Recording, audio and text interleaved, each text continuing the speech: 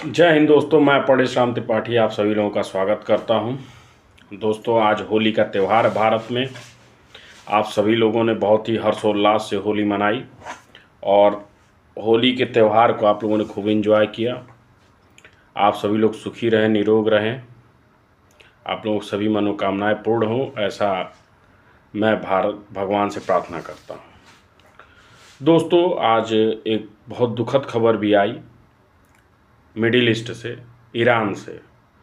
वहाँ पे 165 निर्दोष बच्चों के, मासूम बच्चों की जान गई है, जो कि मैं उसकी कड़ी निंदा भर्त्सना करता हूँ और इसको मैं एक्ट ऑफ वार कहूँगा और इसको वार क्राइम भी कहूँगा, क्योंकि जिनेवा कन्वेंशन के तहत ये युद्ध के समय नागरिकों को शारीरिक हिंसा, सामूहिक सजा और आतंकवाद से सुरक्षा प्रदान करती है।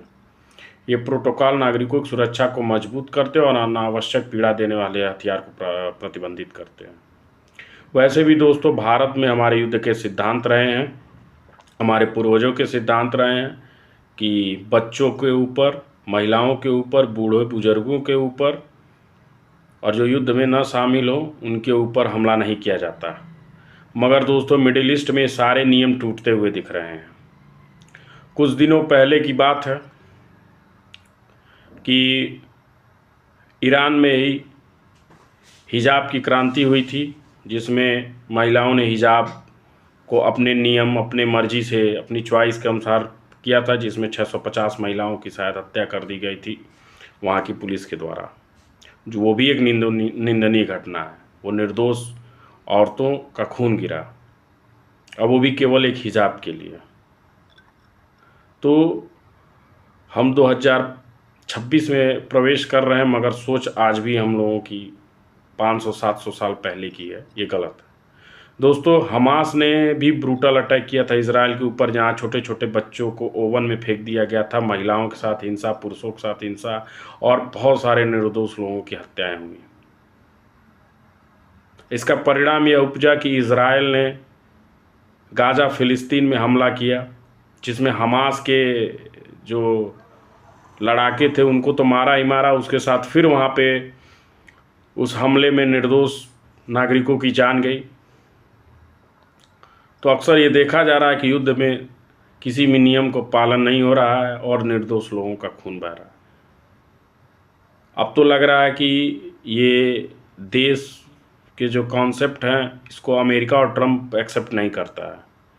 पहले वेनेजुएला के राष्ट्रपति को उठाया गया, अब ईरान के राष्ट्राध्यक्ष की हत्या की गई, जिसकी मैं कड़ी निंदा करता हूँ, भर्त्सना करता हूँ कि ट्रंप ने अपने स्वार्थ के लिए, अपने चीज़ों के लिए सारे नियमों ताक पे रख दिया,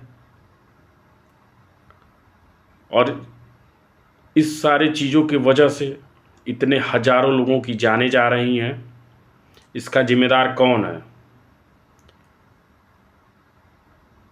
मैं बहुत ही दुखी हूँ कि किसी भी निर्दोष नागरिक और बच्चों की जान न जाए। जो इजराइल में हुई, मैं उसकी निंदा करता हूँ, दुखी हूँ, और ऐसी चीज़ों को रोका जाए। जो बच्चे मरे हैं, अबोध बच्चे, मासूम बच्चे, और इसी के साथ साथ विश्व में जहाँ भी इस तरह की हिंसा हो रही है उसका भी मैं निंदा करता हूँ, और सभी लोगों को मिल करके इसको रोकने की ज़रूरत है, आगे आने की ज़रूरत है, ताकि ऐसी चीज़ें ख़त्म हो सके। अभी रसिया और यूक्रेन का वार चल ही रहा है, हर जगह क्लैशेस हो रहे हैं।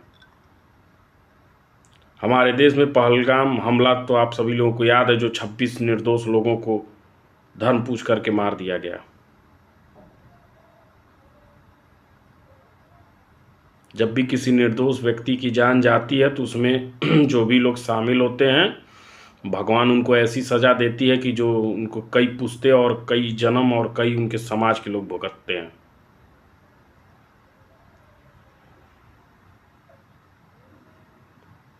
तो हमें इस युद्ध की प्रवृत्ति से बाहर आना पड़ेगा, क्योंकि युद्ध के बाद 2 ही 3 चीज़ें बचती हैं। एक विनाश बचता है, एक बर्बादी बचती है, एक हिंसा बचती है, काफ़ी सारे परिवार खत्म हो जाते हैं, सामूहिक नरसंहार होता है। जब कूटनीति है, जब बातें हो सकती हैं, चीज़ें की जा सकती हैं, तो ऐसे चीज़ों के सहारे नहीं लेना चाहिए, क्योंकि कई सदियों तक हमारे नागरिकों के बीच में एक खाई पैदा हो जाती है और इसको भरने में कई सदियां बीत जाएंगी, शायद फिर भी ना भरे। एक काले इतिहास के तौर पे याद किया जाएगा इस दशक को। मैं आप सभी लोगों से अनुरोध करता हूं कि ऐसी हिंसा को बंद किया जाए तत्काल प्रभाव से। जय हिंद, जय भारत।